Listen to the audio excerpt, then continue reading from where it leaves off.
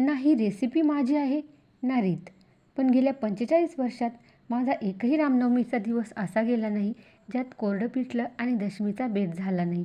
मी म्हणते 45, पण या रीतीचं वय त्याहीपेक्षा जास्त असावं. मला आईनं शिकवलं, आईला आजीने दाखवलं, पण आजीला कोणी शिकवलं हे आता कसं शोधायचं? रामनवमीची लगबग एक सप्ताह आधीच सुरू व्हायची.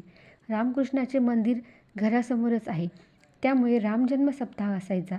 ती रामजन्माची कथा, तो दादांचा आवाज मला आत्ताही ऐकू येतोय. प्रभू रामचंद्रांचा जन्म झाल्यानंतर पुढच्या गल्लीतीलही प्रभू रामचंद्रांच्या दर्शनाला जाणे हे शास्त्रच असते, असं आम्ही म्हणायचो. ह्या मंदिरातून त्या मंदिरात जाताना अनवाणीच असायचो.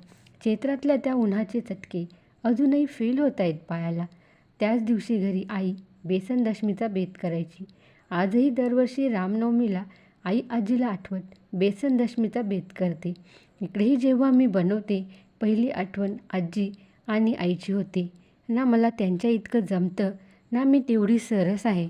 पण हां, एक गोष्ट खरी आहे, रामनवमीच्या या चवीची मी कायदेशीर वारस आहे.